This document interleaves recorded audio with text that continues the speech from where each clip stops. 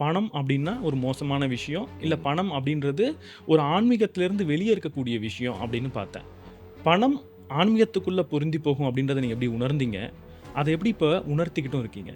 அதாவது நான் ஒண்ணுமில்லாத தன்மைக்கு போகும்போது, எனக்கு எல்லாமே சொந்தமாக மாறுகிறது. இதுதான் உண்மை. நான் கடினமா உழைக்கிறேன், பணம் எனக்கு வரல. பணம் மோசம் அப்படின்னு சொல்லியிருந்தாங்க.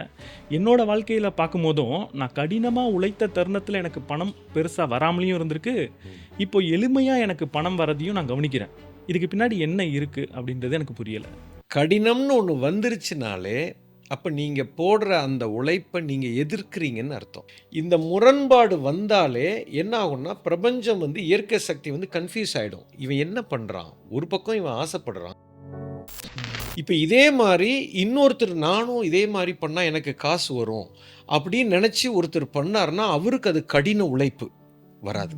அப்போ இந்த இயல்பான ஒரு வேலைய நான் கண்டுபிடிச்சா மாதிரி, இயல்பான ஒவ்வொரு நபரும் அவரோட வேலை என்னன்றத எப்படி கண்டுபிடிக்கிறது? இந்த மாதிரி இந்த சொசைட்டி பிரஷர்ல நம்ம எப்பவுமே நம்மள மறந்துடுறோம். என்னதான் அந்த என்னோட கனவுன்றது எனக்கு சந்தோஷத்த குடுத்தாலும், கூடவே ஒரு பயத்தையும் குடுக்குதே. அந்த பயத்திலேருந்து வெளிய வரதுக்கு நான் என்ன செய்ய முடியும்? ஒரே ஒரு விஷயம் தான் கிருஷ்ணன். இது என்னன்னு கேட்டீங்கன்னா, செக்யூரிட்டி பின்னாடி போகாதீங்க. இந்த பயத்த எடுத்துட்டீங்கனாலே எல்லா பிரச்சனையும் சால்வ். பெரிய நோயே என்ன பொறுத்தவரைக்கும் ஃபியர் தான்.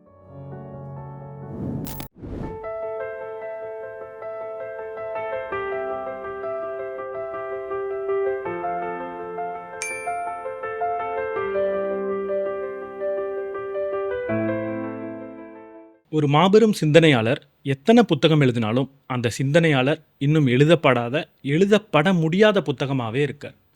பணவாசம் அப்படின்ற புத்தகம். என் வாழ்க்கையில ஒரு புதிய பார்வைய குடுத்த புத்தகம் அப்படின்னு சொல்லலாம். பணம் அப்படின்றதும், பணக்காரன் ஆதல் அப்படின்றதும் வெறும் செயல் இல்ல, அது ஒரு ஆன்மீக பாதைன்னு எனக்கு புரிய வச்ச ஒரு புத்தகம். அது இத புரிய வச்சிருந்தாலும், அந்த புத்தகத்த படிச்சதுக்கப்புறம் நெறைய கேள்விகள் எனக்குள்ள எழுந்தது. உங்களுக்கும் அப்படி பல கேள்விகள் கட்டாயம் எழுந்திருக்கும் அப்படின்றது எனக்கு தெரியும். இப்படி ஒரு உன்னதமான கேள்விய நம்ம உண்மையா தேடுறப்போ, நம்ம தேடுறத விட வேகமாவே பதில் நம்மள தேடி வரும் அப்படின்றத இன்னைக்கு நான் புரிஞ்சுக்கிட்டேன். இன்னைக்கு என்ன சந்திக்க வந்திருக்கக்கூடிய நபர் தான் குருஜி மித்ரே சிவா அவர்கள். அவங்க கிட்ட எனக்கு வந்த எல்லா கேள்வியையும், நீங்க என் கூட பகிர்ந்துகிட்ட கேள்வியையும் கேட்கணும்னு ரொம்ப ஆர்வமா இருக்கேன். வாங்க அவங்கள்ட்ட பேசலாம். வணக்கம் குருஜி. வணக்கம். வணக்கம் கிருஷ்ணன். குருஜி, நான் பல கேள்விகள தேடிக்கிட்டு இருந்தேன். இந்த காணொளியோட ஆரம்பத்தில சொன்ன மாதிரி. கேள்விக்கான பதில் என்ன தேடி வரும் அப்படின்னு நீங்க சொல்லியிருந்தீங்க. அத என்னால தர்க்க ரீதியா புரிஞ்சுக்க முடியாமலேயே இருந்தது. முதல் முறையா அது நடக்கிறதையும் நான் பார்த்துருக்கேன். இப்படி நம்ம தேடக்கூடிய விஷயங்கள் நம்மள வந்து சேர்றதுக்கு என்ன காரணமா இருக்கும்? அதாவது இந்த இயற்கையே எப் டிசைன் பண்ணியிருக்கிறதே அப்படிதான் டிசைன் பண்ணியிருக்கு. இப்போ உதாரணத்துக்கு இந்த கேள்விக்கு நான் நேரடியா விடை சொல்றதுக்கு பதிலா, ஒரு சின்ன உதாரணம் சொல்றேன். 3000 வருஷத்துக்கு முன்னாடி புத்தர் சொன்ன ஒரு வார்த்தை. "You always see what you want to seem." நீ எதை விரும்புகிறாயோ அதை மட்டுமே பார்ப்பாய்ன்னார். அதை மட்டுமே பார்ப்பாய்ங்கிறத ஒரு படி தாண்டி போய் பிரபஞ்சம் உங்களுக்கு அதை மட்டும்தான் கண்ணில் காமிக்கும். இப்போ நீங்கள் உதாரணத்துக்கு கார் வாங்கணும்னு நினச்சதே இல்லை. இப்போ திடீர்னு இன்றைக்கி உங்களுக்கு ஒரு ஆசை வந்துருச்சு, ஒரு கார் வாங்கணும் எனக்கு ஒரு ஆசை அப்படின்ட்டு. நீங்கள் ஆஃபீஸ் கிளம்பி போகும்போது உங்கள் கண்ணில் காராக உங்கள் கண்ணுக்கு தெரியும். எங்கே போனாலும் காராக தெரியும். நீங்கள் ஒரு நியூஸ் பேப்பரை திரும்பி பார்த்தீங்கன்னா, அங்கே ஒரு கார் விளம்பரம் பார்த்தீங்கன்னா, அந்த கார் விளம்பரத்தில் உங்கள் கவனம் போகும். உங்கள் தாட் ப்ராசஸ் அதுலேயே இருக்கும். ஒரு டிவியில் பல விளம்பரங்கள் வரும். ஒரு ப்ரோக்ராம் கிரிக்கெட் மேட்ச் பார்த்துட்ருப்பீங்க. அதுக்கு இடைப்பட்ட இதில் நிறைய விஷயங்கள் வரும். பார்த்தீங்கன்னா, அது மட்டுமே கண்ணுக்கு தெரியும். இது அங்கே நடக்குது. கோஇன்சிடென்ஸ் அப்படி கிடையாது. எப்போ உங்களுடைய மனம் ஒரு குறிப்பிட்ட விஷயத்தின் மேலே ஆசைப்பட்டுருச்சோ, அப்போ கடவுள் என்ன பண்ணுறாருன்னா, உனக்கு அதை கொடுக்கணும். கடவுள்னு சொல்லலாம், பிரபஞ்சம்னு சொல்லலாம், இயற்கைன்னு சொல்லலாம். அது அதை செயல்படுத்துறதுக்கு உண்டான எல்லா வேலைகளையும் அதுவே தொடங்கிரும். ஆட்டோமேட்டிக்காக நடக்கும். இன்னும் ஒரு படி மேலே போனோம்னா, இது நாங்கள் என்ன சொல்லுவோம்னா, life is just a projection. நீங்கள் கண்ணில் பார்க்குறது எல்லாமே ஒரு ப்ரொஜெக்ஷன் தான். உங்களுக்காக மட்டுமே அந்த காட்சி அமைக்கப்பட்டிருக்கு. நம்ம நினைக்கிறது தான் நம்ம கண்ணில் பார்க்குறோம். நம்ம ஆசைப்படுறது தான் நம்ம கண்ணு முன்னாடி நிற்கும். இது இயற்கையோட சட்டம். இது மனம்ங்கிற ஒரு மாய சக்தி. அது பெரிய சக்தியை நமக்கு வந்து இயற்கை கொடுத்துருக்கு. அதை வந்து எனக்கு விரும்புகிறத கொடுக்கறதுக்காக நமக்கு கையில் கொடுக்கப்பட்டிருக்கிற ஒரு மிகப்பெரிய ஆயுதம். அது அப்படி தான் நடக்கும். நீங்க புத்தர் அப்படின்னு சொன்னதும், ஆசை அப்படின்னு சொன்னதும், என்ன பொறுத்தவரை நான் படித்த அறிவு வரை 2ம் முரண் அப்படின்னு நான் நினச்சிக்கிட்டு இருக்கேன். ம். ஒரு பொருள் மீது ஆசைப்படக்கூடாது, எதுக்கும் ஆசைப்படாம இருக்கிறது தான் புத்தர் சொல்லிக் குடுத்துருக்காருன்னு எனக்கு சொல்லிக் குடுக்கப்பட்டிருக்கு. ம். ஆனா, உங்களோட புத்தகத்த படிக்கும்போது, அதுல ஒரு நெகட்டிவான விஷயத்த நான் பார்க்கல. அந்த புத்தகத்த படிக்கும்போது ஒரு ஆன்மீக ரீதியான ஒரு உணர்வு தான் எனக்குள்ள ஏற்பட்டுச்சு. அதுக்கு முன்னாடி வரைக்கும் பணம் அப்படின்னா ஒரு மோசமான விஷயம், இல்ல ம். பணம் அப்படின்றது ஒரு ஆன்மீகத்திலிருந்து வெளியே இருக்கக்கூடிய விஷயம் அப்படின்னு பார்த்தேன். பணம் ஆன்மீகத்துக்குள்ள பொருந்தி போகும் அப்படின்றத நீங்க எப்படி உணர்ந்தீங்க? அத எப்படி இப்ப உணர்த்திக்கிட்டும் இருக்கீங்க?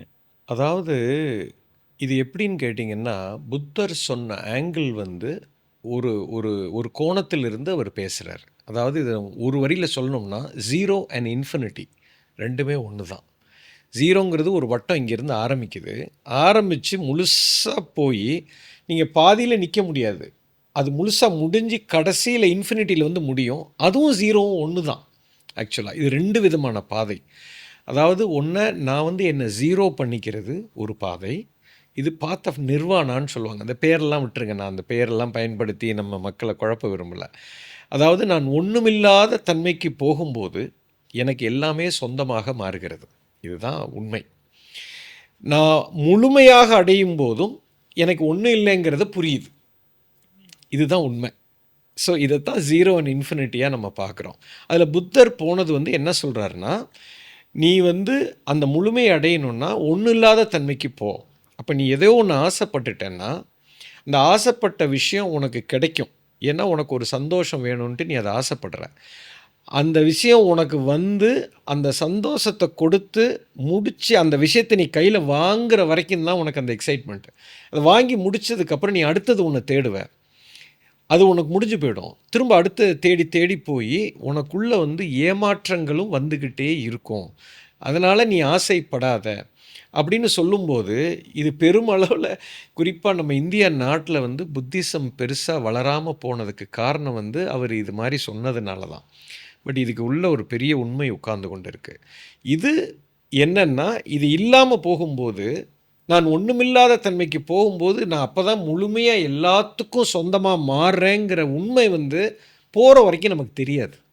ஆனா போறதுக்கே எனக்கு உள்ள ஒரு பயம் வருது.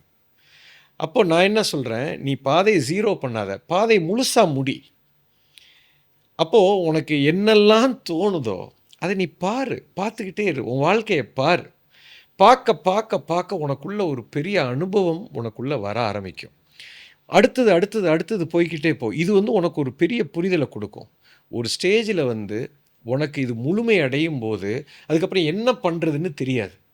அப்பதான் நீங்க முழுமைய பார்ப்பீங்க. இன்ஃபேக்ட் இன்னைக்கு உலகத்தில மிகப்பெரிய ஞானம் அடைஞ்சவங்க எல்லாம் பார்த்தீங்கன்னா, செல்வத்திலயும் செல்வத்தில இருந்தவங்க தான். புத்தர் வந்து ஒரு பெரிய ராஜா. சக்கரவர்த்தியோட புள்ள. சாதாரண ராஜா இல்ல. ராஜாக்களுக்கெல்லாம் ராஜா. ஸோ அவர் பார்க்காத விஷயம் இல்ல. அவருக்கு இல்லாத ஏகபோகங்கள் கிடையாது. மகாவீரர் எடுத்துக்கிட்டீங்கன்னா கிங்கு. கிருஷ்ணர் எடுத்துக்கிட்டீங்கன்னா கிங்கு.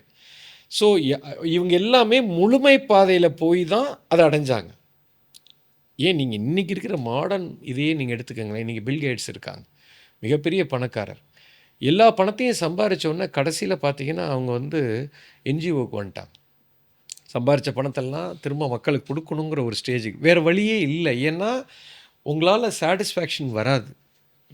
அது வந்து ஒரு போகாத ஒரு ஊருக்கு தான் நம்ம வழி தேடிக்கிட்டு இருக்கிறோங்கிறது. அது எப்போ புரியும்னா, அந்த ரீச் ஆகும்போது புரியும். அத முன்னக்கூட்டியே புத்தர் வந்து சொல்றாரு. "உன் நேரத்த, காலத்த விரயம் பண்ணாதேன்னு" சொல்றாரு.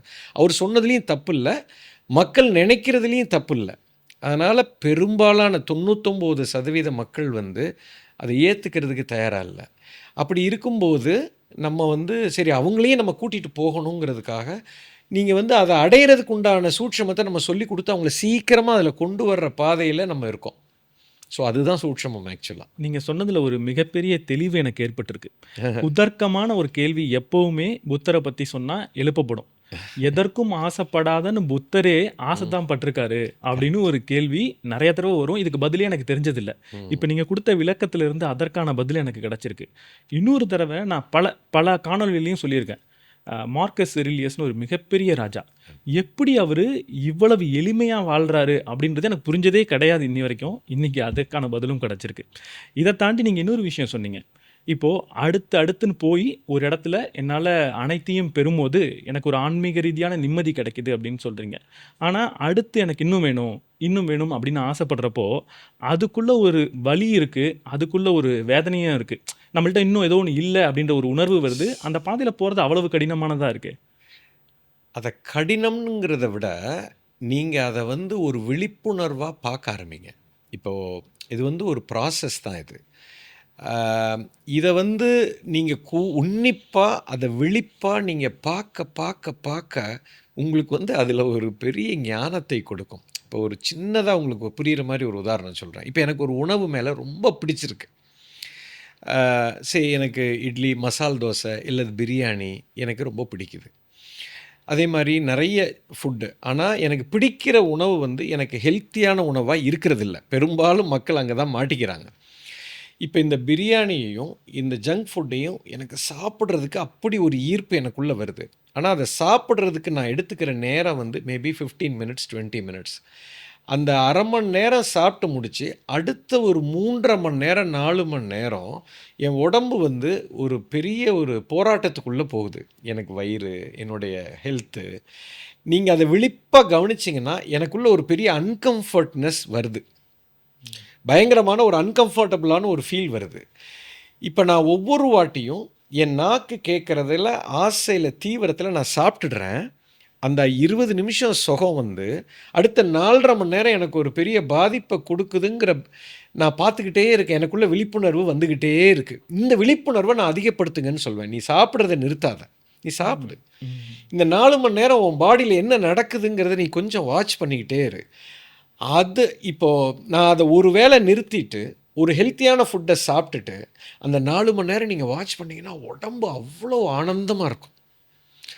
அப்போ இந்த 4 மணி நேரம் ஆனந்தத்தை நீ எப்போ ரசிக்க ஆரம்பிக்கிறியோ அதில் உனக்கு ஒரு போதை வர ஆரம்பிக்கும்.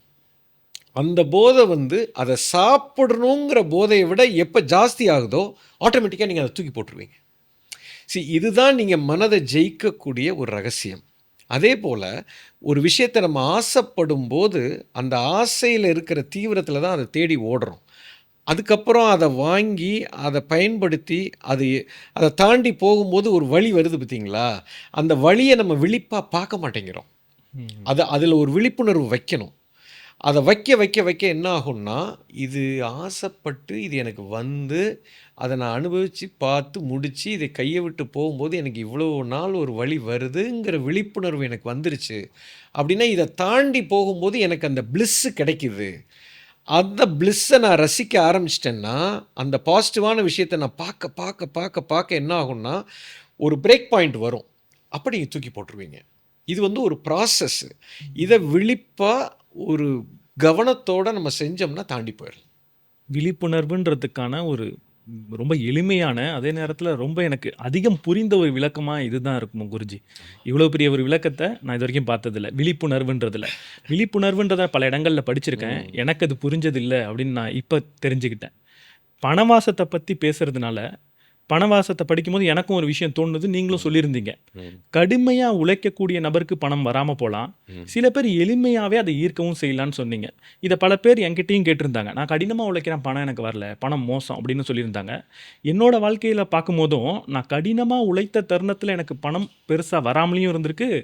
இப்போ எளிமையாக எனக்கு பணம் வரதையும் நான் கவனிக்கிறேன். இதுக்கு பின்னாடி என்ன இருக்குது அப்படின்றது எனக்கு புரியலை. முதல்ல இந்த கடின உழைப்பு அப்படிங்கிற வார்த்தையை எடுத்துக்குவோம். அதுவே ஃபஸ்ட்டு தவறானது. அதாவது உழைப்பு இருக்கலாம், அதில் கடினம் இருக்கக்கூடாது. கடினம்னு ஒன்று வந்துருச்சுனாலே அப்போ நீங்கள் போடுற அந்த உழைப்பை நீங்கள் எதிர்க்கிறீங்கன்னு அர்த்தம். மனம் அதுக்கு எதிராக செல்கிறது. அப்போ மனம் எப்போ நான் ஒரு விஷயத்தை செய்யணும்னு நினைக்கிறேன், ஆனால் என் மனமே அதை எதுக்குது அப்படின்னா உங்களுக்குள்ளே ஒரு முரண்பாடு வந்துருச்சு. இப்போ இந்த முரண்பாடு வந்தாலே என்ன ஆகும்னா, பிரபஞ்சம் இயற்கை சக்தி கன்ஃபியூஸ் ஆகிடும். இவன் என்ன பண்ணுறான்? ஒரு பக்கம் இவன் ஆசைப்படுறான், இன்னொரு பக்கம் அது செய்கிறதுல இவ்வளோ ரெசிஸ்டன்ஸ் வச்சுருக்கான். அப்படிங்கும்போது அந்த கனெக்டிவிட்டியே இருக்காது. அந்த கனெக்டிவிட்டி இல்லைங்கும்போது தான் உங்களுக்கு ஸ்ட்ரகிளே ஆரம்பிக்குது. அப்போ நீங்களே உங்களுக்கு எதிராக மாறுகிறீங்க. உங்களுக்குள்ளே வந்து ஒரு பிரிவினை வந்துருச்சு. உங்களுக்குள்ளேயே எனக்கு இப்போ இந்த வேலைக்கு போகணும். ஏன் வேலைக்கு போகணும்? பணம் வேணும். ஆனால் அந்த வேலை எனக்கு பிடிக்கல. அப்போது உங்களுக்குள்ளேயே ஒரு பிரிவினை வந்துருச்சு. இந்த பிரிவினை தான் நம்மளுடைய பணம் வராமல் போகிறதுக்கு உண்டான பெரிய ஒரு பிரச்சனையாக மாறுகிறது. அது மட்டும் இல்லை, உங்களோட உயிர் சக்தியவே பிரபஞ்சம் எடுத்துடும். ஏன்னா அது வந்து வேலைக்கு போகிறதுனாலையோ நீங்கள் வேலை செய்கிறதுனாலையோ உங்கள் எனர்ஜி போகிறதே இல்லை. அதே உங்களுக்கு பிடிச்ச விஷயம், இப்போ நீங்கள் ஒரு ஒர்க் பண்ணுறீங்க, இப்போ நீங்கள் பார்ட் டைமாக நீங்கள் இதை பேசிகிட்டு இருக்கிறதா சொன்னீங்க. இப்போ அந்த வேலை செய்யும்போது நீங்கள் பாருங்களேன், நீங்கள் ஆனந்தமாக செய்வீங்க. நீங்கள் மைக்கை பிடிச்சி பேசும்போது உங்களுக்குள்ளே வந்து ஒரு எதிர்ப்பே இல்லை, ஒரு ரெசிஸ்டன்ஸே இருக்காது. ரெசிஸ்டன்ஸ் இல்லாத மட்டும் இல்லை, அதை விரும்பியும் செய்கிறீங்க. அப்போ வந்து என்ன ஆகுதுன்னா, உங்களுக்கு உள்ளே வந்து முரண்பாடே கிடையாது. இந்த நேரத்தில் தான் செல்வம் வந்து உங்களை தேடி வர ஆரம்பிக்கும். எல்லாமே உங்களை தேடும். இது வந்து கடின உழைப்பே கிடையாது. இப்போ நீங்கள் புத்தகத்தை பற்றி நீங்கள் பேசும்போதே நான் பார்க்குறேன், அதில் கடின உழைப்புங்கிறதே கிடையாது. நீங்கள் ரொம்ப இயல்பாக பேசுகிறீங்க, ரொம்ப தெளிவாக மக்களுக்கு இதில் புரியணுங்கிற ஆர்வம் தான் உங்கள் கண்ணில் தெரியுதே தவிர, இதை நான் பண்ணுறேன், இதற்கு இவ்வளோ வியூஸ் போகுது, இதை மக்கள் வந்து எனக்கு நிறைய வியூஸ் கொடுக்குறாங்க, இதனால் எனக்கு இவ்வளோ பணம் வருதுங்கிறது துளி கூட அந்த இடத்துல தெரியல. இதுதான் பெரிய சீக்ரெட். இது வந்து இப்போ இந்த வேலை கரெக்டா? இந்த வேலை உங்களுக்கு கரெக்டு. இப்போ இதே மாதிரி இன்னொருத்தர் நானும் இதே மாதிரி பண்ணால் எனக்கு காசு வரும் அப்படின்னு நினச்சி ஒருத்தர் பண்ணார்னா அவருக்கு அது கடின உழைப்பு வராது. அப்போது என்னோட இயல்பான வேலையை எப்படி நான் கண்டுபிடிக்கிறது? எனக்கு இது தற்செயலாக நடந்தது. நான் எந்த ஒரு பயிற்சியோ முயற்சியோ பண்ணி இதை கண்டுபிடிக்கல. தற்செயலாக ஆரம்பித்தேன். நீங்கள் சொன்னதை நான் உண்மையாகவே கவனிக்கிறேன். நான் இதுக்கு முன்னாடி சொன்ன வாக்கியத்தை இப்போ நான் புரிஞ்சுக்கிட்டேன். கடினமாக உழைத்தப்ப எனக்கு பணம் வரல அப்படின்னு சொன்னேன், இயல்பாக இருக்கிறப்ப பணம் வருதுன்னு சொன்னேன். ஆனால் இப்போ நான் என்ன புரிஞ்சுக்கிட்டேன்னா, நான் கடினமாக உழைத்ததா சொன்ன தருணத்தை விட இப்போ அதிக வேலையை செய்கிறேன், ஆனால் எனக்கு அது கடினமாக இல்லை.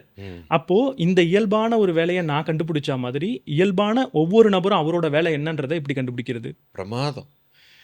இது எப்படி கண்டுபிடிக்கிறதுங்கிறத விட எப்படி இதை நான் இழக்கிறேங்கிறத நீங்கள் புரிஞ்சுக்கணும். உலகமே அதுக்குள்ளே இருக்குது, பிறப்புலேயே அது இருக்குது. நீங்கள் கண்டெல்லாம் பிடிக்க வேண்டாம். ஒரு மனிதனோட பிறப்பே அவனுடைய சுதர்மம் தான். இந்த வார்த்தைக்கு பேர் சுதர்மம்னு பேர்.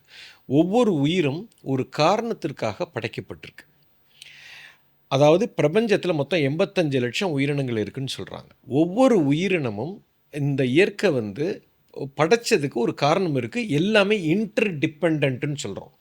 They are not independent. ஒவ்வொரு உயிரும் இன்னொரு உயிரை சார்ந்து தான் இருக்கிறது. இப்போ நம்ம வந்து உசுரோடு இருக்கணும்னா மூச்சு காற்று தேவை. அப்போ அந்த மூச்சு காற்று எனக்கு எங்கேருந்து கிடைக்கும்? அது ஒரு செடியிலிருந்து தான் கிடைக்கும். அப்போ அந்த செடியை கடவுள் உருவாக்குறாரு. இப்போ அந்த செடிக்கு என்ன தேவைப்படுது? அதுக்கு மண் தேவைப்படுது. அப்போ மண்ணை உருவாக்குறாரு. அப்போ மண் வந்து தரமாக இருக்கணும்னா மண்ணுக்கடியில் புழு பூச்சிகள்லாம் இருக்கணும். அப்போ அந்த புழு பூச்சிகளை உருவாக்குறாரு. இப்போ அந்த உசுறு நல்லா இருக்கணும்னா மழை வரணும். அப்போ மழையை உருவாக்குறாரு. அப்போ மேகம் இருக்கணும். மேகம் எப்படி எங்கேருந்து வரும்? தண்ணி வரும்னா கடலை உருவாக்குறாரு. இப்படி போய் போய் போய் போய் போய் தான் இந்த 85 லட்சம் உயிரினங்களும் இந்த இயற்கையில் இருக்குது. ஒவ்வொன்றும் ஒவ்வொன்றை சார்ந்து இருக்குது. இப்போ ஒரு சில உயிரினங்கள் வந்து மாமிச உண்ணி இருக்குது, அது மாமிசத்தை சாப்பிடும். ஒரு சில உயிரினங்கள் தாவரங்களை சாப்பிடும். ஒன்று வந்து இதுவும் சாப்பிடும், அதுவும் சாப்பிடும். இது ஏன்னா எல்லாம் ஒரே இதை சாப்பிட்டா அப்புறம் யாருக்கும் உணவு இல்லாமல் போயிடும். ஸோ அதனால் இது வந்து இந்த உணவு கரெக்டாக, அந்த உணவு கரெக்டாக, இந்த உயிர் கரெக்டாக, அந்த உயிர் கரெக்டான்னு இயற்கையில் எதுவுமே கிடையாது. எல்லாமே இருக்கணும். இது வந்து ஒரு ஹார்மோனியஸ் யூனிட்டின்னு பேர். ஏதோ ஒரு உயிர், ஒரு இனம் அழிஞ்சு போச்சுன்னா நம்ம எல்லாம் அழிஞ்சு போயிடும். இப்போ ஒன்றும் இல்லை, மண்ணுக்கு அடியில் இருக்கக்கூடிய ஒரு புழுவினுடைய இனம் கம்ப்ளீட்டாக அழிஞ்சு போச்சுன்னா மண் தன் தரத்தை இழந்துடும். மண் அதோட தரத்தை இழந்துச்சுன்னா அதில் வளர்கிற செடி மரம் கொடிகள் சத்தானதாக இருக்காது. அதில் விளையக்கூடிய பொருள் சத்தானதாக இருக்காது. அதை நான் சாப்பிடும்போது எனக்கு வந்து நோய் வரும். ஸோ இப்போ அந்த புழுக்கும் எனக்கும் அப்போ தொடர்பு இருக்குது. அப்போ எல்லாமே கனெக்டட். அப்போ இயற்கையில் இப்படி தான் இருக்குது. அப்படி இருக்கும் பொழுது மனிதனுக்குள்ளேயும் அந்த இயல்பு சுதர்மம்னு ஒன்று இருக்குது. அது இல்லாமல் வரவே வராது. இப்போ ஒரு மாமரம் மாங்காயை உற்பத்தி பண்ணுறது தான் அதோட வேலை. அதை மாற்றவே கூடாது. ஒரு வேப்ப மரம் வேப்பங்காயை உற்பத்தி பண்ணுறது தான் அதோட வேலை. என்னது இது? நான் வேப்பங்காய் என் காயை யாருமே சாப்பிட மாட்றாங்க. அது ஒரே கசப்பா இருக்கு. மாங்காய பாரு அந்த மரத்துக்கு எல்லாரும் போறாங்க. அப்படின்னு சொல்லி நான் இன்னையிலிருந்து நானும் மாங்காய உற்பத்தி பண்ண போறேன். அப்படின்னு இது இறங்குச்சுன்னா இதுக்கு உசுரே போயிரும். அதால உற்பத்தி பண்ணவே முடியாது. ஏன்னா அது அதுக்காகவே பொறக்கல. ஸோ இதிலேருந்து நீங்க என்ன புரிஞ்சுக்கணும்னா, மனிதனாக்கப்பட்ட அத்தனை பேருக்குமே இயல்பான ஒரு சக்தி ஒன்று இருக்கிறது. அது அவங்களுக்குள்ள பிறப்பிலேயே இருக்குது. அதுதான் அவங்களுடைய கர்மான்னு சொல்றோம். பூர்வ ஜென்மத்திலேருந்து அவங்க ஆசைப்பட்டு எடுத்த ஒரு பிறவி. ஆனா நம்ம என்ன ஆயிடுறோம்னா, சமுதாயத்தோட பிரஷர்ல இத நான் பண்ணுனா மக்களுக்கு இதில எனக்கு செல்வாக்கு இருக்குமா? எனக்கு இதில பணம் வருமா? சமுதாயத்தில என்ன மதிப்பாங்களா? நான் இந்த வேலை பண்ணா எனக்கு வந்து தகுந்த அங்கீகாரம் கிடைக்குமா? இத சக்சஸ்ன்னு சொல்லுவாங்களா? இந்த மாதிரி இந்த சொசைட்டி பிரஷர்ல நம்ம எப்பவுமே நம்மள மறந்துடுறோம்.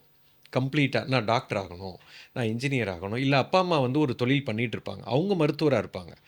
அந்த பெரிய ஹாஸ்பிட்டல்லாம் கட்டியிருப்பாங்க. அப்ப என் புள்ளையும் இதத்தான் நான் பண்ணி ஆகணும். இது எல்லாமே நம்ம என்ன பண்றோம்னா, என்னுடைய சுதர்மத்த டெஸ்ட்ராய் பண்றோம். இங்க தான் மனிதன் இயல்பை இழக்கிறான். இங்க தான் அந்த இயல்புத்தன்மையை இழக்கிறதுனால, அவன் கடினமா உழைக்க வேண்டியிருக்கு. ஏன்னா, அவனுடைய இயல்பு அது கிடையாது. ஒரு வேப்பங்காய் வந்து மாமரத்த உற்பத்தி பண்ண கிளம்புது. கடினமா தானே இருக்கும். அப்ப நீ இயல்பை இழந்துட்டல்ல. அப்போ உனக்கு சக்தி வராதுல்ல. அப்ப நீ அதில எக்ஸ்பர்ட் ஆக முடியாதுல்ல. அப்ப எக்ஸ்பர்ட் ஆகலைன்னா, நீ நினைக்கிற செல்வம் உனக்கு வராது இல்லையா? இது எல்லாமே ஒரு ஒரு சைக்கிள். அப்ப இந்த இந்த சமுதாயத்தில இருக்கக்கூடிய இந்த டிஸ்டர்பன்ஸ் எல்லாம் எடுத்துட்டா, எது மிச்சம் இருக்குன்னா, இயல்பு தான் இருக்கு. இப்ப எங்க அப்பா வந்து ஒரு தொழிலதிபர். ஹோட்டல் இண்டஸ்ட்ரி வச்சிருந்தார். அவருக்கு ஹோட்டல்னா உசுரு. காலையில 6 மணிக்கு போனார்னா, ராத்திரி 12 மணிக்கு தான் வருவாரு. டயர்டே ஆக மாட்டார். ஒரு பெரிய சாம்ராஜ்யத்தையே ஒரு 1973ல உருவாக்குனார். இப்ப என்னைய ஹோட்டலுக்கு சொன்னாங்க. எனக்கு அங்க 1 மணி நேரம் கூட இருக்க முடியல. எனக்கு உயிர் போகுது. என்னுடைய உசுரு எல்லாமே ஸ்பிரிச்சுவாலிட்டி தான் இருக்கு. எனக்கு ஸ்பிரிச்சுவாலிட்டி பத்தி பேசினாலோ, இல்ல வாழ்க்கை ரகசியத்த பத்தி யாரோ புத்தகம் எழுதியிருந்தாலோ, இல்ல அத பத்தி யாராவது ஒரு பேசினாலோ, நான் அப்படியே மயங்கி போய் உட்கார்ந்திருப்பேன். நேரம் போறதே தெரியாது. எனக்கு வேற எதுவுமே அப்பதான் கொஞ்சம் கொஞ்சமா நான் புரிய ஆரம்பிச்சேன். ஸோ இதுதான் இது எனக்கு சந்தோஷத்த அது மட்டும் தான் நமக்கு சந்தோஷத்த குடுக்கும். இது எப்படி கண்டுபிடிக்கிறதுக்குன்னு பல வழிமுறைகள் இருக்கு. அதுக்கு சில இதெல்லாம் பிராக்டிஸஸ் எல்லாம் வச்சிருக்கோம். அந்த பயிற்சியின் மூலியமாக நம்ம செய்யக்கூடிய அந்த டிஸ்டர்பன்ஸ் எல்லாத்தையும் எடுத்துட்டு, என்னை நானே முழுமையா நான் பார்க்க ஆரம்பிச்சேன்னா, அது கண்டிப்பா அது அங்கேயே தான் இருக்கு. அது இயல்பா இப்ப எப்படி உங்கள அறியாமலே நீங்க இயல்பா அப்படியே பேச ஆரம்பிச்சு உங்களுக்கு வந்ததோ, எல்லாரோட வாழ்க்கையிலயும் அது கண்டிப்பா நடக்கும். ம். அவங்க கவனிச்சிருக்க மாட்டாங்க. அவங்க வந்து இப்ப இன்னைக்கு சமுதாயத்தில இன்னைக்கு மார்க்கெட்ல எது ட்ரெண்டா இருக்கு? இன்னைக்கு ஐடி வந்து பெருசா இருக்கு. நம்ம எல்லாம் ஐடி படிச்சா தான் சம்பாரிக்க முடியும். இதுதான் நம்ம பண்ற மிகப்பெரிய தப்பு. இப்ப நான் படிக்கிற காலத்தில இன்ஜினியரிங் பயங்கரமா இருந்தது. அப்பல்லாம் நான் பிகாம் படிச்சப்ப சீட் ஈஸியா கிடைச்சது. அதுக்கப்புறம் பார்த்தீங்கன்னா, காமர்ஸுக்குன்னு டிமாண்ட் ஆயிடுச்சு. இதுதான் மார்க்கெட்ல ஜாப் நெறைய இருக்குன்னு. இந்த மாதிரி போறதே தப்பு. Every being is unique. உலகத்தில ஒவ்வொரு உயிரும் தனித்தன்மை வாய்ந்தது. ஒப்பிடவே முடியாது. இப்போ உங்கள வந்து பிரபஞ்சம் ஒரு காரணத்திற்காக படைச்சிருக்கு. என்னைய ஒரு காரணத்திற்காக படைச்சிருக்கு. அந்த ஸ்ட்ரிங்க நீங்க பிடிச்சிட்டீங்கன்னா, உங்கள அடிச்சுக்கிறதுக்கு ஆளே இல்ல. ஆனா நம்ம வந்து மைண்ட் எப்படி இருக்குன்னா, இன்னைக்கு நான் ஏதோ ஒண்ணு பண்ணா நாளைக்கே எனக்கு பணம் வரணும். ஒரு நோக்கத்த வச்சே நம்ம போறோம். அதுதான் தப்பு அங்க. பணம்ங்கிறது ஒரு பை ப்ராடக்ட். அதுவா தான் வரும். உலகத்தில இன்னைக்கு இருக்கக்கூடிய நன்மைகள் அத்தனையுமே நீங்க எதையுமே தேட வேண்டாம். எல்லாம் உங்கள தேடி வரும்.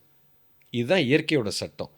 ஒரு மாமரத்துக்கே அது மாங்காய குடுக்கிறதுனால தான் உலகமே அத போய் தொரத்திட்டு போகுது. இடம் வாங்குறான், அதுக்கு ஏக்கர் கணக்குல வாங்கி, அதுக்கு உரம் போட்டு, விதை போட்டு, மண்ணு போட்டு, அதுக்கு ஆள போட்டு லட்சக்கணக்குல செலவு பண்ணி அந்த மரத்த காப்பாத்துறான். ஏன் காப்பாத்துறான்? அது மாங்காய்ங்கிற ஒரு அற்புதமான காய நமக்கு குடுக்குது. அப்போ அது என்ன கொடுக்கணுங்கிறதுல மட்டும் அதோட சுதர்மத்தில தெளிவா இருந்தா, ஒரு வாயில்லா ஒரு மரத்துக்கே அதுக்கு தேவையானது எல்லாமே கிடைக்குதுன்னா, 6 அறிவு படைச்ச நமக்கு, நான் என்ன இந்த நோக்கத்துக்காக நான் பிறந்திருக்கனோ, அத நான் செய்ய ஆரம்பிச்சேன்னா, உலகமே உங்க காலடியில வந்து விழும். இதுதான் உண்ம. பட் அத பண்றதுக்கு பொறுமை இல்ல நம்ம நம்ம மக்களுக்கு. அத பொறுமைய தாண்டி, இப்ப எல்லாருக்குமே அவங்களுக்கு என்ன பிடிச்சிருக்கு, எத ம். நோக்கி போணுன்றது ஓரளவுக்கு தெரிய வந்துடுது. ம். அவங்க ஒரு பள்ளி, இல்ல கல்லூரியில இருக்கும்போது, நான் ம். இத செய்யணும்னு ஆசைப்படுறேன் ம். அப்படின்னு அவங்க ஏதாவது ஒரு ஆசைப்படுறாங்க. அந்த செயல செய்யும்போது அவங்களுக்கு அது ரொம்ப பிடிச்சும் இருக்கு. ஆமா. ஆனா, அந்த செயல செய்யறதுக்காக ஒரு வாழ்க்கைய நடத்திட்டு போறப்ப, அவங்களுக்குள்ள ஒரு பயம் வருது. ம். ஒரு ஐடி கம்பெனிக்கு போயிரலாம், ஒரு எஸ். இன்ஜினியரிங் படிச்சிரலாம். இத பண்ணும்போது எனக்கு ஒரு பயம் இல்ல. ம். என்னதான் அந்த என்னோட கனவுன்றது எனக்கு சந்தோஷத்த குடுத்தாலும், கூடவே ஒரு பயத்தையும் குடுக்குது. அந்த அது பயத்திலேருந்து வரதுக்கு வெளிய வரதுக்கு நான் என்ன செய்ய முடியும்? ஒரே ஒரு விஷயம் தான் கிருஷ்ணன். இது என்னன்னு கேட்டீங்கன்னா, செக்யூரிட்டி பின்னாடி போகாதீங்க. எல்லாருக்குமே என்னன்னா, ஒரு பாதுகாப்பு அப்படின்னு ஒண்ணு தேவைப்படுது. எனக்கு வந்து ஒரு செக்யூர்ட் லைஃப் இருக்கணும். நான் லைஃப்ல செட்டில் ஆகணும். எனக்கு இவ்வளோ வருமானம் வரணும். இதத்தான் பிரதானமாவே வைக்கிறாங்க. ஆனா நான் சொல்றேன், செக்யூரிட்டின்னு ஒண்ணு லைஃப்ல கிடையவே கிடையாது. ஈவன் இந்த மைக்குக்கு கூட ஒரு வாரண்டி இருக்கு. ஒரு லைட்டுக்கு ஒரு வாரண்டி இருக்கு. எனக்கும் உங்களுக்கும் வாரண்டி இல்ல. அடுத்த கணம் எனக்கு என்ன வேணா நடக்கலாம். என் ஹார்ட் நின்னு போகலாம். எனக்கு என்ன வேணா நடக்கலாம். நான் ரோட்ல போறேன், ஒரு ஆக்சிடென்ட் ஆகலாம். ஸோ செக்யூரிட்டிங்கிறது லைஃப்ல இல்ல அப்படிங்கிறத ஃபர்ஸ்ட்டு நான் புரிஞ்சுக்கணும். இது வந்து ஒரு ஃபியரை குடுக்குது. ஒரு பயம்ங்கிற ஒரு கொடிய நோயினால தான் நம்ம எல்லாருமே பாதிக்கப்பட்டிருக்கோம். உலகமே அதில தான் பாதிக்கப்பட்டிருக்கு. இந்த விஷயத்த நான் புரிஞ்சுக்கணும். அதாவது பயம்ங்கிறது நீ நல்லா கவனிச்சீங்கன்னா, அடுத்த ஃப்யூச்சர பத்தி தான் உங்களுக்கு பயம் வரும். இந்த கணத்துல உங்களுக்கு பயம் இருக்காது. இப்ப நீங்க எப்படி இருக்கீங்கன்னு கேட்டா, நான் நல்லா தானே இருக்கேன். நான் ஒரு வேலையில இருக்கேன். எனக்கு ஒரு வீடு இருக்கு. எனக்கு ஒரு கார் இருக்கு. நான் வந்து 10 வருஷத்துக்கு முன்னாடி நான் எப்படி இருந்தேனோ, இன்னைக்கு நீங்க யார வேணாலும் கேட்டு பாருங்க. ப்ளஸ்ல தான் இருப்பாங்க. மைனஸ்ங்கிறது இருக்கவே இருக்காது. அந்த ப்ளஸ்ல இவ்வளோ போயிருக்கலாம்னு நெனச்சு, அதத்தான் அவங்க மைனஸா சொல்லுவாங்க. ஆனா, நீங்க ஓவராலா 99.99% ஆஃப் த பீப்பிள போய் பாருங்க. அவங்க 10 வருஷத்துக்கு முன்னாடி இருந்தத விட பொருளாதாரத்தில வளர்ந்திருப்பாங்க. அவங்களுக்கு சுற்று வட்டாரத்தில வளர்ந்திருப்பாங்க. எல்லாத்துலயுமே ஏதோ ஒரு வளர்ச்சி இருக்கும். ஆனா, நம்ம பார்க்கிறது எல்லாமே எனக்கு எது இல்ல அப்படிங்கிறத ம். மட்டுமே பார்த்து, அது ஃப்யூச்சர்ல தான் எனக்கு கிடைக்க போகுதுங்கிற ஒரு பிம்பத்த உருவாக்கி, அத கிடைக்கிறதுக்கு நான் இம்மீடியட்டா இத பண்ணணுங்கிறதுனாலயே இந்த உண்மைய இழந்துர்றோம். இதுதான் அங்க பண்ணக்கூடிய பெரிய தவறு. இதுக்கு பயம்ங்கிற ஒரு விஷயம் தான். இந்த பயத்த எடுத்துட்டீங்கனாலே எல்லா பிரச்சனையும் சால்வ். பெரிய நோயே என்ன பொறுத்தவரைக்கும் ஃபியர் தான். உங்களோட பணவாசம் படிக்கிறப்போ, ம். எனக்கு ஒரு சந்தேகம் எழுந்தது. ம். நம்பிக்கைன்றது ரொம்ப முக்கியம் அப்படின்னு சொன்னீங்க. இப்ப ம். நான் ஒரு கேஸ் சொல்றேன். நான் வாழ்க்கையில செய்ய வேண்டிய எல்லாம் செய்றேன். அதாவது பணத்திற்காக என்ன செய்யணும்னு எனக்கு சொல்லிக் குடுக்கப்பட்டிருக்கோ, ம். அனைத்தும் செய்றேன். ம். கடினமா உழைக்கிறேன். இல்ல ம். எனக்கு பிடித்த வேலையே நான் செய்றேன் அப்படின்னு ம். வச்சுப்போம். ம். இல்ல நான் அறிவ வளர்த்துக்கிறேன். ம். என்னோட திறன நான் வளர்த்துக்கிறேன். இப்படி ம். அனைத்தையும் நான் வளர்த்துட்டேன். ஆனா எனக்குள்ள நம்பிக்கை மட்டும் இல்ல. இது கிடைச்சிருமா கிடைக்காதான்ற சந்தேகத்தோடயே இருக்கேன். ம். இந்த கண்டிஷன்ல பணம் என்ன நோக்கி வருமா? இல்ல நம்பிக்கை மட்டும் இருக்கு. மத்த எதுவுமே என்கிட்ட இல்ல. அந்த கண்டிஷன்ல பணம் என்ன நோக்கி வருமா? இது 2மே கிடையாது. இதுக்குள்ள இருக்கிற சூட்சுமத்த நான் சொல்றேன். இது வந்து பிலீஃபே கிடையாது ஃபர்ஸ்ட் ஆஃப் ஆல். இப்ப நான் முதல்ல உங்களுக்கு இத ரிவீல் பண்றேன். இன்னைக்கு உலகத்துல மேனிஃபெஸ்டேஷன் அப்படிங்கிற ஒரு விஷயம் வந்து எல்லாரும் பேசுறாங்க. உலகமே பேசுது. விஷுவலைசேஷன் நான் பணக்காரன்னா நீ விஷுவலைஸ் பண்ணிக்கோ. உனக்கு அதுக்குள்ள அந்த பிலீஃப் சிஸ்டத்த கொண்டு வா. உனக்கு அது நடக்கும். அப்படின்னு சொல்றாங்க. பிலீஃப்ங்கிறது வேற, நோயிங்கிறது வேற. ம். அதாவது ஒரு விஷயத்த நீங்க நம்புறதுக்கும், ஒரு விஷயத்த எனக்கு தெரியும்னு சொல்றதுக்கும் ரொம்ப வித்தியாசம் இருக்கு.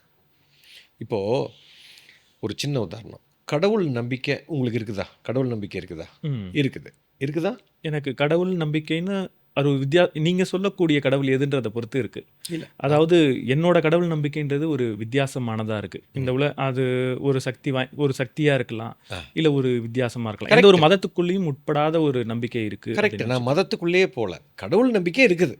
ம். அவ்வளதான். ம். அது என்னவா வேணாலும் இருக்கலாம். அது உருவமா இருக்கலாம், உருவமற்றதா இருக்கலாம், ம். மதம் சார்ந்த. சரி, கடவுள் நம்பிக்கை இருக்குது உங்களுக்கு. அது மாரி பார்க்குற அத்தன பேருக்கும் நெறைய பேருக்கு கடவுள் நம்பிக்கை இருக்குது. நெறைய பேருக்கு கடவுள் நம்பிக்கை இல்ல. சரியா? இப்ப நான் கேட்கிறேன், இப்ப உங்களுக்கு கை இருக்குன்னு நம்புறீங்களா? இருக்குன்னு தெரியும். இருக்கு. ஆ. இப்போ எனக்கு 2 கை இருக்குன்னு நம்புறேன்னு நீங்க சொல்ல மாட்டீங்க. எனக்கு கை இருக்குது குருஜின்னு தான் சொல்வீங்க. ஆனா கடவுள் நம்பிக்கைய பொறுத்தவரைக்கும், கடவுள் இருக்காரா அப்படின்னா, கடவுள் நம்பிக்கை இருக்குன்னு சொல்வோம். அப்போ ஒரு விஷயத்த நீங்க எப்போ நம்புவீங்கன்னா, அந்த விஷயம் எனக்கு தெரியல. 100% எனக்கு கான்ஃபிடென்ட் இல்லை அப்படின்னா அதை நம்ம நம்புவோம். ஒரு விஷயம் எனக்கு 100% தெரிஞ்சிருச்சு அப்படின்னா அதில் பிலீஃபுங்கிறது இருக்காது. எனக்கு தெரியும்ப்பா, கண்ணே இல்லைன்னா கூட எனக்கு 2 கை இருக்குதுப்பா, எனக்கு தெரியும்ப்பா அப்படின்னு நீங்கள் சொல்வீங்க. இதுதாங்க ரொம்ப ரொம்ப முக்கியம். ஒரு மேனிஃபெஸ்டேஷன் வந்து நம்பிக்கையின் பேரில் வராது. நீங்கள் நம்பிக்கையும் தாண்டி என்கிட்ட அது எனக்கு தெரியும்னு நீங்கள் எப்போ சொல்கிறீங்களோ அப்போ அது நடத்தும். இதை நான் உருவாக்கிக்கிறது எப்படி? எனக்கு வந்து இப்போ பணம் நிறைய வரும் அப்படின்றத நம்புறது கூட கொஞ்சம் சுலபமாக இருக்குது. எனக்கு பணம் கண்டிப்பாக வரும் அப்படின்னு அதை ஒரு உணர்வுபூர்வமாக அது நடக்கும் அப்படின்னு ஏற்றுக்கிறது எப்படி நான் அதை கொண்டு வரது? கடினமாக அது வந்து அதை அப்படி கொண்டு வரவே முடியாது. அதாவது ஒன்றே ஒன்று புரிஞ்சுக்கோங்க, பணம்ங்கிறது செல்வம் கிடையாது. அந்த பணத்தை கொண்டு வர போகிற சக்தி உங்ககிட்ட இருக்குது பார்த்தீங்களா, அதுதான் செல்வம். இப்போ உங்களுக்கு வந்து உங்கள் பேங்க்கில் எவ்வளோ உங்களுக்கு வெல்த் இருக்கோ அது வெல்த் கிடையாது. ஆனால் நீங்கள் இந்த புக்கை பற்றி பேசுகிறீங்க பார்த்தீங்களா, இதுதான் உங்களுக்கு வெல்த்து. இன்றைக்கி ஒரு டெண்டுல்கர் இருக்காருன்னா அவர் எவ்வளோ பேங்க்கில் 1000 கோடி வச்சுருக்கிறாரு, 500 கோடி வச்சுருக்கிறாரு, 10 கார் வச்சுருக்கிறாரு, 10 பங்களா வச்சுருக்கிறாரு. இது அவருடைய வெல்த்து கிடையாது. அவருடைய கிரிக்கெட்டுங்கிற திறன் இருக்குது பார்த்தீங்களா, இதுதான் அவருடைய வெல்த்து. இளையராஜாவுக்கு அந்த மியூசிக்குங்கிற திறமை அவருக்குள்ளே இருக்குல்ல, அதுதான் அவருடைய வெல்த்து. எனக்கு வந்து ஸ்பிரிச்சுவாலிட்டின்னு உள்ளுக்குள்ளே அந்த ட்ரூத் இருக்குது பார்த்தீங்களா, இதுதான் என்னுடைய அழிக்க முடியாத சொத்து. இந்த ஒரு சொத்து எனக்குள்ளே இருக்குது. இந்த சொத்தை நான் வந்து இப்படி தூக்கி போட்டேன்னா இது எனக்கு அளவில்லாத செல்வத்தை எனக்கு தூக்கி தூக்கி போடும். இந்த சொத்து வந்து எனக்கு வந்து அந்த பவரை எனக்கு கொடுக்கும். பாரத தேசத்தின் நெடிய ஞான மரபின் தொடர்ச்சி குரு மித்ரே சிவா நடத்தும் அல்கெமி புரோகிராமில் பங்கேற்க ரெஜிஸ்டர் செய்யுங்கள் அல்லது கால் 9655992559. எங்கள் வெப்சைட் www.matangifoundation.org.